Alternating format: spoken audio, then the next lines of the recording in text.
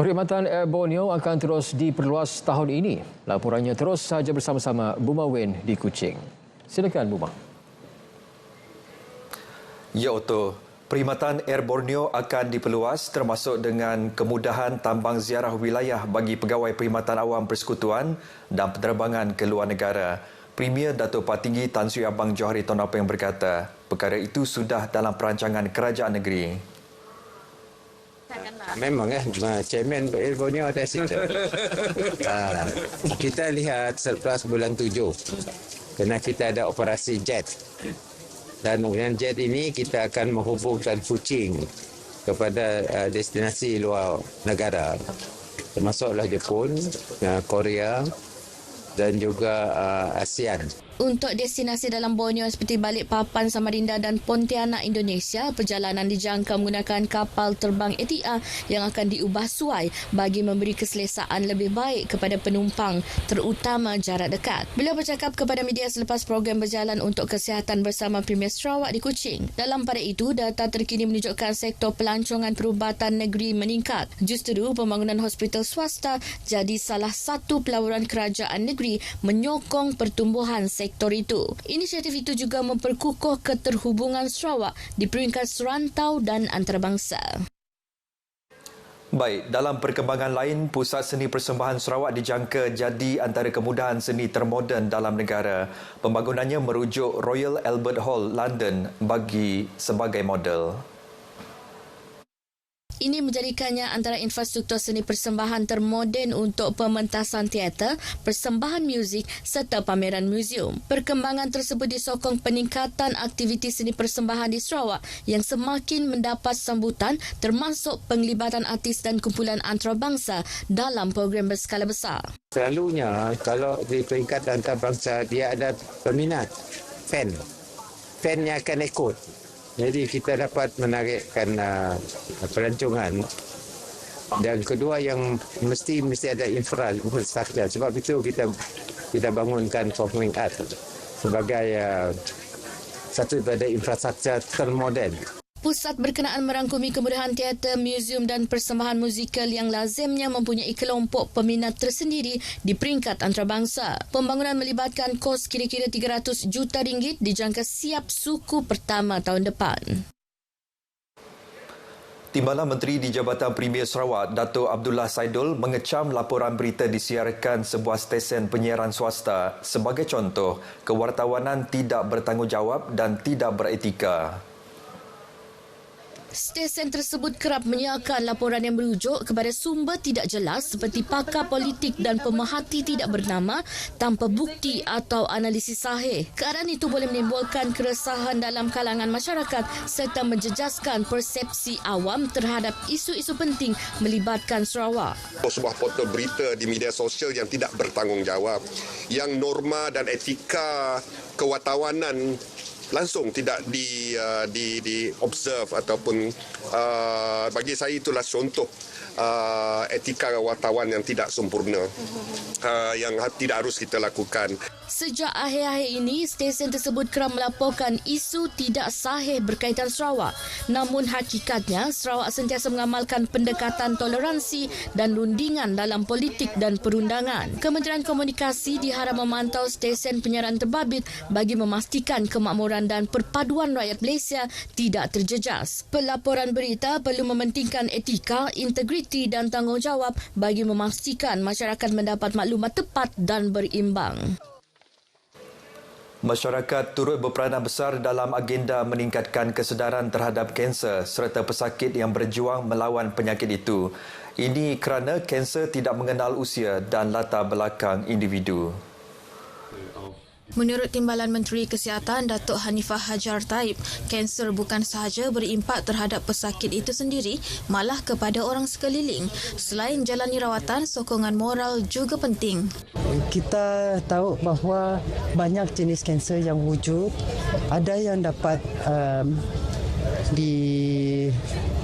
disembuhkan, ada yang si dapat, tetapi nak memastikan yang si dapat disembuhkannya masih mendapatkan sokongan moral.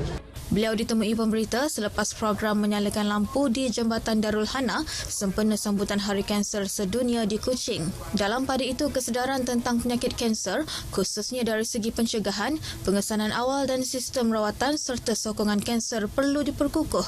Ini bagi memupuk masyarakat jalani gaya hidup lebih sihat selain menggalakkan orang awam buat pemeriksaan kesihatan berkala.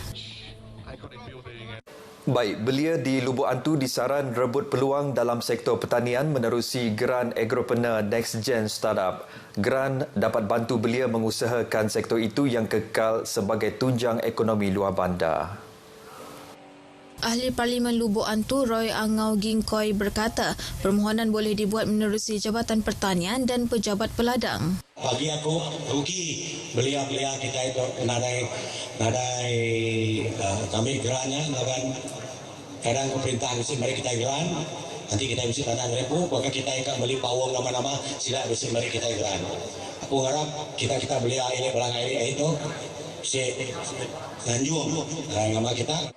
Beliau berucap merasmikan Dewan Komuniti Kampung Ijuk Lubuk Antu. Pada majlis itu, peruntukan khas berjumlah RM205,000 diserah kepada 32 jawatan kuasa kemajuan dan keselamatan kampung, Biro Wanita serta persatuan-persatuan di kawasan tersebut. Manakala projek Mesra Rakyat dengan peruntukan RM200,000 diserah kepada Rumah Kujat untuk naik taraf dataran kampung. Parti Pesaka Bumiputera Bersatu PBB Bukit Kota sedia berdepan pilihan raya umum PRU Dewan Undangan Negeri Dun Sarawak ke-13. Ketua PBB Cawangan Bukit Kota, Datuk Dr. Abdul Rahman Ismail, yakin dengan kekuatan jentera parti PBB, prestasi cemerlang di Dun tersebut dapat dikekalkan. Walaupun tarikh sebenar PRU Dun Sarawak masih jadi teka-teki, jentera parti sudah ada pengalaman untuk berjuang. Tapi itu bagi kita ni tidak ada masalah. Kita ikut saja apa yang diputuskan oleh Yang Amat Berhormat Premier bila pilihan raya. Tapi bagi kita ni bila-bila pun masa kita akan bersedialah. Terutamanya PBB Cawangan Bukit Kota. Kita sentiasa bersedia. Kita kalaupun berpengalaman berhadapan dengan pilihan raya sejak 2006 lah. Beliau berucap pada majlis makan malam sempena Sukan PBB Bukit Kota di Limbang. Kekuatan pergerakan wanita PBB terletak pada semangat kebersamaan, setia kepada pemimpin serta keupayaan bergerak seiring hala tuju yang sama. Justru mereka diminta untuk terus mengukuhkan perpaduan dalaman dan tidak mudah terpengaruh dengan perkara yang boleh dicetuskan perpecahan dalam parti. Adun Jepak Iskandar Turki berkata perbezaan pandangan dalam organisasi perkara biasa, namun perlu diurus secara berhemah dan matang demi menjaga keharmonian serta kestabilan parti. Kita ada pemimpin, selagi pemimpinnya masih menunjukkannya patuh dengan ketua, yang menjadi arahan daripada ketua, ikut. Beliau berucap merasmikan makan malam sekalung budi sejambak kasih wanita PBB Jepak di Bintulu. Persatuan Bola Sepak Sarawak FAS terus komited melahirkan jurulatih bertauliah dan berkualiti di peringkat akar umbi. Ia dibuat menerusi kursus kejurulatihan bola sepak lesen D FAM AFC 2026. Naib Presiden FAS Khairuddin Kalam Daud berkata, kursus lesen di permulaan penting membentuk ekosistem pembangunan bola sepak yang tersusun dan berperingkat di Sarawak. Kursus bina kefahaman menyeluruh tentang asas kejurulatihan, metodologi latihan, keselamatan permain serta falsafah bola sepak moden. Peserta berpeluang mengikuti kursus lisensi pada masa depan bergantung kepada penilaian dan pemantauan badan berkaitan. Beliau berucap merasmikan penutup kursus berkenaan yang disertai 26 peserta dari Sarawak, Sabah dan Brunei di Miri. Pembangunan bola sepak Sarawak kini berteraskan 3 komponen utama iaitu pentadbiran, pembangunan dan pertandingan. Kejurulatihan jadi teras kepada pembangunan pemain lebih berkualiti dan berdaya saing. Baik saudara, berita itu tadi mengakhiri perkongsian dari Sarawak. Perkembangan selanjutnya kembali kepada Otto. Salam Malaysia Madani. Baik, terima kasih Buma langsung dari Kuching, Sarawak.